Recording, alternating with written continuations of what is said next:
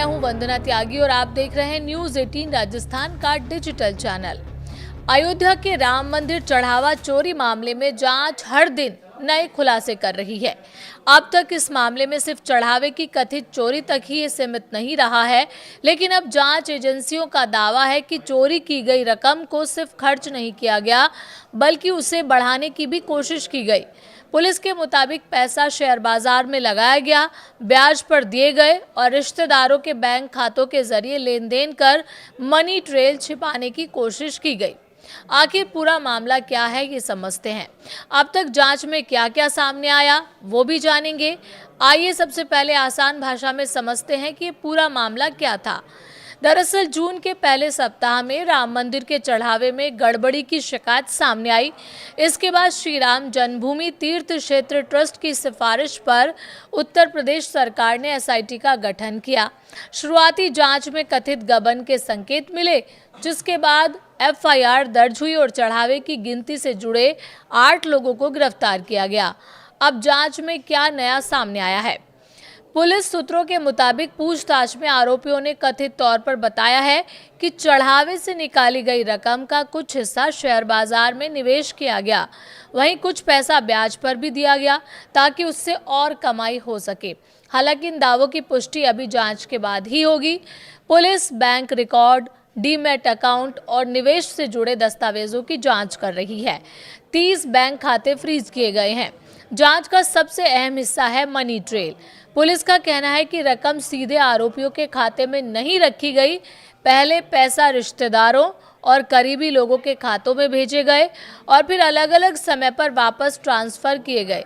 जांच एजेंसियों को शक है कि ऐसा पैसों का असली स्रोत छिपाने के लिए किया गया। इसी वजह से अब तक करीब 30 बैंक खातों को फ्रीज किया जा चुका है।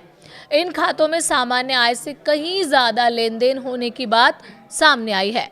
तलाशी में क्या क्या मिला? जांच के दौरान पुलिस आरोपी अनुकल्प मिश्रा के घर पहुंची। वहां दस्तावेजों की जांच की गई और परिवार से पूछताछ हुई। इससे पहले दूसरे आरोपियों के घरों पर भी छापेमारी की गई। सूत्रों के मुताबिक तलाशी के दौरान नकदी, सोने के आभूषण, एक कार और करीब 1 एकड़ जमीन से जुड़े दस्तावेज मिले हैं। अब जांच एजेंसियां ये पता लगा रही हैं कि इन संपत्तियों को खरीदने के लिए इस्तेमाल किया गया पैसा कहां से आया। पास सिस्टम भी जांच के घेरे में है। जांच सिर्फ पैसों तक सीमित नहीं है, मंदिर में वीआईपी और अन्य पास जारी करने की व्यवस्था भी जांच के दायरे में आ गई है। सूत्रों के मुताबिक आरोप है कि इस सिस्टम का भी कथित तौर पर दुरुपयोग किया गया। अब ये देखा जा रहा है कि व्यवस्था में कहां चूक हुई और भविष्य में इसे कैसे रोका जाए। ट्रस्ट ने किए हैं बड़े बदलाव। घटनाक्रम के बाद श्री राम जन्मभूमि तीर्थ क्षेत्र ट्रस्ट ने भी प्रशासनिक बदलाव शुरू कर दिए हैं। सूत्रों के अनुसार अब नई डिजिटल आईडी के जरिए पास जारी किए जाएंगे। कुछ पुरानी आईडी फिलहाल निष्क्रिय कर दी गई हैं ताकि पूरी प्रक्रिया ज़्यादा पारदर्शी और जवाबदेह बन सके। 22 जुलाई की बैठक पर नजर है। 22 जुलाई को ट्रस्ट की अहम बैठक होने वाली है। इस बैठक में चढ़ावे के प्रबंधन को और पारदर्शी बनाने, दर्शन व्यवस्था में सुधार, सुरक्षा बढ़ाने, भीड़ प्रबंधन को आधुनिक बनाने और श्रद्धालुओं की सुविधा को बेहतर करने जैसे कई बड़े फैसले लिए जा सकते हैं। सबसे बड़ा सवाल अब ये है कि अब आज जांच एजेंसियों के सामने सबसे बड़ा सवाल यही है कि कथित तौर पर चढ़ावे से निकाली गई कुल रकम कितनी थी, उसमें से कितना पैसा अलग अलग बैंक खातों के जरिए घुमाया गया, कितना पैसा शेयर बाजार या दूसरी जगह निवेश किया गया, और सबसे अहम, क्या इस पूरे कथित नेटवर्क में सिर्फ गिरफ्तार आरोपी शामिल थे या इसके पीछे और भी लोग शामिल हैं? इन सवालों के जवाब जांच पूरी होने के बाद ही सामने आएंगे।